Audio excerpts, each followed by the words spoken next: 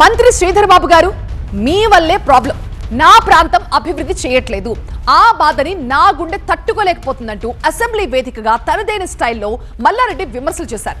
దయచేసి నిధులు ఇవ్వండి అంటూ విజ్ఞప్తి చేశారు. అయితే ఆ వ్యాఖ్యలకి కౌంటర్ ఇచ్చారు మంత్రి శ్రీధర్ బాబు.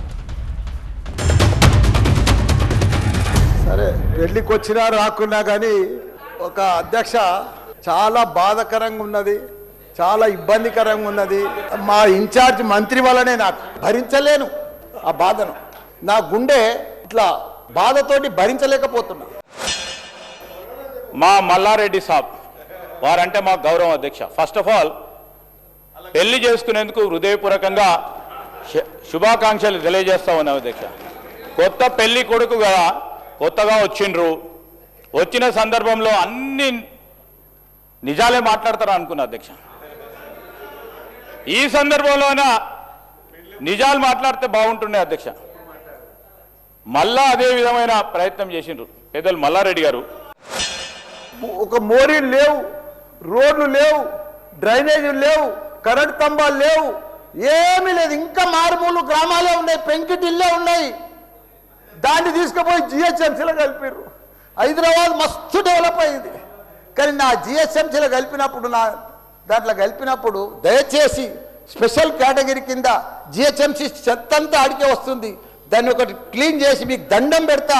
ఎందుకంటే అక్కడ నేను ఉండలేకపోతున్నా, నేను ఎందుకు వస్తున్నా, ఎందుకు గెలిచినరా ఇక్కడి నుంచి అని భరించలేకపోతున్నా. నేను శ్రీధర్ అన్న నీకు దండం పెడుతున్నా, అదొక్కటి నాకు స్పెషల్ ఫండ్ ఇచ్చి 500 కాదు 1000 కోట్లైనా సరిపోవు.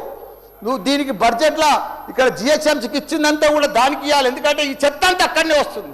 అక్కడ కూడా ప్రజలన్నా, పేద ప్రజలన్నా, డెవలప్ లేదన్నా, మోరీలు లేవన్నా, రోడ్లు లేవన్నా, లైట్లు లేవన్నా, చచ్చిపోతురన్నా.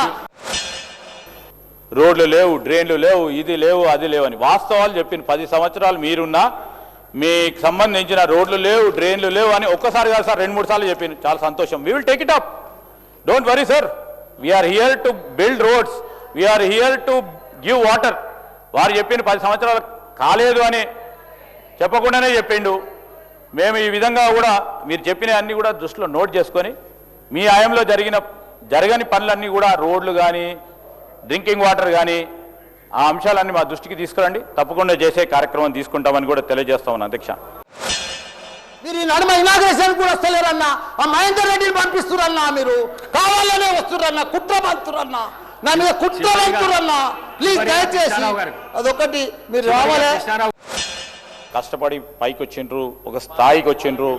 వి honour them, we honour him sir, we don't want to degrade him. కానీ మా మల్లారెడ్డి గారు బయట ఉన్నప్పుడు బయట మాట్లాడడం చాలా బాగా మాట్లాడతారు సార్.